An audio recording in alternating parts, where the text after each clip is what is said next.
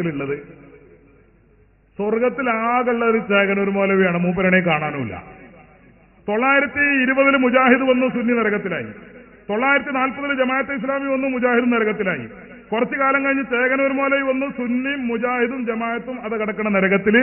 മൂപ്പര് മാത്രം സ്വർഗത്തിൽ ഇങ്ങനെ കാലുമലക്കാലം കയറ്റി വെച്ച് ദിനേശ് വീടി മരിച്ചിങ്ങനെ ഇരിക്കുകയാണ്. ഇപ്പോ നോക്കിങ്ങള്, പരസ്പരം മുസ്ലിങ്ങളാണെന്ന് അംഗീകരിക്കുവാനുള്ള മാന്യത മുജാഹിദ് കാണിച്ചില്ല.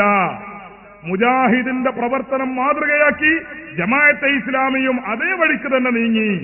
ജമാഅത്തെ ഇസ്ലാമിയുടെ പ്രവർത്തനം മാതൃകയാക്കി ചേകനൂർ മൗലവിയും അതേ വഴിക്ക് തന്നെ നീങ്ങി. അവസാനം എന്തുണ്ടായി? സ്വർഗത്തിലേക്ക് ജനങ്ങളെ ക്ഷണിച്ചുകൂട്ടുവാൻ വേണ്ടി നിശ്ചയിക്കപ്പെട്ട ഒരു പ്രബോധക സമൂഹം അവര് നരകം കൊണ്ട് നിറക്കപ്പെട്ടു. സ്വർഗമോ? സ്വർഗം ശൂന്യം.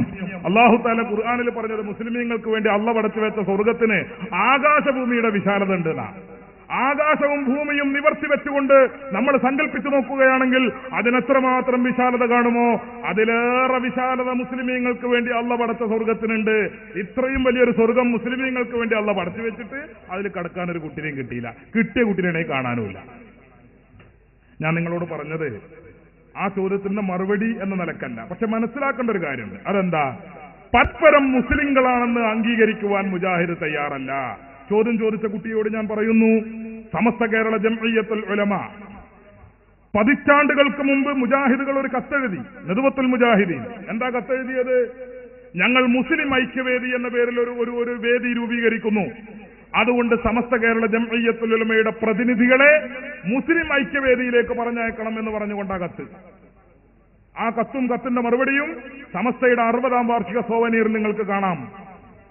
അക്കത്തയച്ചപ്പോ സമസ്ത മുഷാവറ കൂടിയിട്ട് മുജാഹിദിന് മറുപടി കൊടുത്തു. എന്തായിരുന്നു മറുപടി? നിങ്ങൾ മുസ്ലിം ഐക്യവേദിയിലേക്കാണല്ലോ ഞങ്ങളെ ക്ഷണിക്കുന്നത്. സമസ്ത കേരള ജംഇയ്യത്തുൽ ഉലമ പ്രതിനിധാനം ചെയ്യുന്ന കേരളത്തിലെ സുന്നികളും അവര് കാഫിറുകളാണ് എന്നാണ് നിങ്ങൾ പറഞ്ഞുകൊണ്ടിരിക്കുന്നത്. അതുകൊണ്ട് നിങ്ങൾ കേരളത്തിലെ സുന്നികൾ മുസ്ലിങ്ങളാണ് എന്ന് സമ്മതിച്ചുകൊണ്ടുള്ള പരസ്യ പ്രസ്താവന നടത്തുന്ന പക്ഷം മുസ്ലിം ഐക്യവേദിയിലേക്ക് വരുന്നതിനെ കുറിച്ച് ഞങ്ങൾ ആലോചിക്കാം. പതിറ്റാണ്ടുകൾക്ക് മുമ്പ് കൊടുത്ത കത്താണ്. ആ കത്തിന് ഇന്ന് വരെ മുജാഹിദ് മറുപടി കൊടുത്തിട്ടില്ല. കേരളത്തിലെ മുസ്ലിമീങ്ങൾ ഇപ്പൊ 2 സമസ്തയുണ്ടെന്ന് പറയുന്നു. ആവട്ടെ, ഈ 2 സമസ്തയും പ്രതിനിധാനം ചെയ്യുന്ന കേരളത്തിലെ സുന്നികൾ അവര് മുസ്ലിങ്ങളാണ് എന്ന് സമ്മതിച്ചുകൊണ്ടുള്ള ഒരു പരസ്യ പ്രസ്താവന ഇന്ന് വരെ കേരളത്തിലെ മുജാഹിദുകൾ നടത്തിയിട്ടില്ല. ചോദ്യകർത്താവ് ഉൾപ്പെടെയുള്ള എല്ലാ മുജാഹിദ് പ്രവർത്തകരെയും അതുപോലെ നിഷ്പക്ഷം ചമയുന്ന ഏതെങ്കിലും സുഹൃത്തുക്കളുണ്ടെങ്കിൽ അവരെയും ഞങ്ങൾ വിനയപുരസ്സരം ആവശ്യപ്പെടുന്നു. കേരളത്തിലെ സമസ്ത കേരള ജംഇയ്യത്തുൽ ഉലമ നേതൃത്വം കൊടുക്കുന്ന കേരളത്തിലെ അഹ്ലുസുന്ന മുസ്ലിങ്ങളാണ് എന്ന് സമ്മതിച്ചുകൊണ്ടുള്ള ഒരു പരസ്യ പ്രസ്താവന നാളെ പുറത്തിറങ്ങുന്ന പ്രമുഖ ദിനപത്രങ്ങളിൽ കേരളത്തിലെ മുജാഹിദ് നേതൃത്വം ഉത്തരവാദിത്വത്തോടെ പ്രസിദ്ധീകരിക്കുന്ന പക്ഷം മറ്റന്നാളെ മുതൽ സലാം പറയുന്നതിനെ കുറിച്ച് ഞങ്ങൾ ആലോചിക്കും. സാധ്യമാണോ സുഹൃത്തുക്കളെ? പിന്നെ ഈ ചോദ്യത്തിന് എന്താ പ്രസക്തി? അപ്പോ മുസ്ലിങ്ങളാണ് അഹ്ലുസുന്ന എന്ന് സമ്മതിക്കാൻ കേരളത്തിലെ മുജാഹിദുകൾ ഇതുവരെ തയ്യാറായിട്ടില്ല. അതുകൊണ്ട് മുസ്ലിമീങ്ങളോട് പറയേണ്ട സലാം മുജാഹിദ് വാസ്തവത്തിൽ പിൻവലിക്കുകയാണ് വേണ്ടത് എന്ന് സാന്ദർഭികമായി പറയുന്നു. അതോടൊപ്പം ഞാൻ നേരത്തെ പറഞ്ഞല്ലോ, സമസ്ത കേരള ജംഇയ്യത്തുൽ ഉലമ ഈ കത്തും അതിന്റെ മറുപടി ഇന്നുവരെ കൊടുത്തിട്ടില്ല എന്ന് സൂചിപ്പിച്ചല്ലോ. മറുപടി കൊടുത്തില്ല, കേരളത്തിലെ അഹ്ലുസുന്ന മുസ്ലിങ്ങളാണെന്ന് സമ്മതിച്ചില്ല എന്ന് മാത്രമല്ല, അതിനുശേഷം പിന്നീട് സമസ്ത കേരള ജംഇയ്യത്തുൽ ഉലമയുടെ നേതാക്കളെ വ്യക്തിപരമായി പേരെടുത്തു പറഞ്ഞ് കാഫറാക്കാനാണ് മുജാഹിദുകൾ ശ്രമിച്ചത്. ഈ കത്തുകൾക്ക് ശേഷം പിന്നീട് പ്രസിദ്ധീകരിച്ച മുജാഹിദിന്റെ സൽസബീൽ മാസികയുടെ കോപ്പിയാണ് എന്റെ കയ്യിൽ. ഈ മാസികയിൽ കേരളത്തിലെ മുജാഹിദിന്റെ നേതാവ് കേരള ജംഇയ്യത്തുൽ ഉലമയുടെ പ്രസിഡന്റും പിന്നീട് വൈസ് പ്രസിഡന്റുമായിരുന്ന വെളിയങ്കോട് ഉമർ മൗലവി അദ്ദേഹം എഴുതി, ശവം തിന്നുന്നത് അല്ലാഹ് ഹറാമാക്കി. അള്ളാഹു അല്ലാത്തവരുടെ പേരിൽ ബലിയെറുക്കപ്പെട്ടു തിന്നലും അള്ളാഹ് ഹറാമാക്കി. എന്നാൽ ഇത് രണ്ടും ഒരു കൂട്ടർ ഹലാലാക്കുകയും പിശാചിന്റെ ദുർബോധനം സ്വീകരിച്ച് തർക്കിച്ചുകൊണ്ടിരിക്കുകയും ചെയ്തിരുന്നു.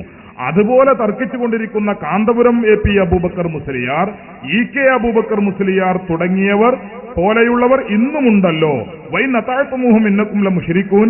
അങ്ങനെയുള്ള തർക്കക്കാർക്ക് നിങ്ങൾ വഴങ്ങിക്കൊടുത്താൽ നിങ്ങൾ മുശ്രിക്കുകൾ തന്നെ എന്ന് അള്ളാഹു പറഞ്ഞിരിക്കുന്നത് പ്രത്യേകം ശ്രദ്ധിക്കുക. കാന്തപുരം കാഫിറാണ്, മുശ്രിക്കാണെന്ന് അള്ള പറഞ്ഞിരിക്കുന്നു. EK അബൂബക്കർ മുസ്ലിയാർ കാഫിറാണെന്ന് അള്ള പറഞ്ഞിരിക്കുന്നു എന്നത് പ്രത്യേകം ശ്രദ്ധിക്കണം എന്ന് പറഞ്ഞുകൊണ്ടാണ് പിന്നത്തെ പത്രം ഇറങ്ങിയത്.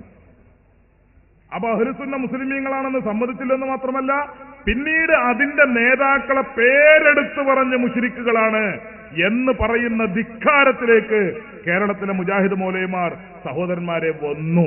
അപ്പൊ അതുകൊണ്ട് എന്താ സലാം പറയാത്തത്, എന്താ സലാം മടക്കാത്തത് എന്ന ചോദ്യത്തിനൊന്നും യാതൊരു പ്രസക്തിയുമില്ല. സലാം എന്ന് പറയുന്നത് ആദർശത്തോടുള്ള ഐക്യദാർഢ്യമാണ്. ഞാനും നീയും ഒരാദർശത്തിലാണ് എന്ന പ്രഖ്യാപനമാണ് അസ്സലാമു അലൈക്കും. സലാമു അലൈക്കും എന്ന് പറഞ്ഞാൽ അള്ളാന്റെ രക്ഷങ്ങളെ വേലുണ്ടാവട്ടെ എന്നുള്ള ആ ബാഹ്യമായ ഒരു പ്രാർത്ഥന മാത്രമല്ല, ഞാനും നീയും ഒരാദർശത്തിലാണ്. ആ ആദർശ ഐക്യത്തിന്റെ പ്രഖ്യാപനമാണ് അസ്സലാമു അലൈക്കും എന്നത്. മുജാഹിദ് എങ്ങനെയാണ് സുന്നിയോട് സലാം പറയുക? ഇനി പറഞ്ഞിങ്ങോട്ട് കൊട്ടിയാൽ തന്നെ സുന്നി എങ്ങനെ മടക്കും? മുജാഹിദിന്റെ ആദർശവും സുന്നിയുടെ ആദർശവും തമ്മിൽ ഒരു ബന്ധവുമില്ല. അതുകൊണ്ട് ഏറ്റവും കുറഞ്ഞത് സുന്നി മുസ്ലിമാണ് എന്ന് സമ്മതിക്കാനെങ്കിലും കേരളത്തിലെ മുജാഹിദുകൾ, ജമാഅത്തെ ഇസ്ലാമി തയ്യാറാകാത്ത കാലത്തോളം അവര് സലാം പറയാ എന്ന വിഷയം ഉദിക്കുന്നില്ല.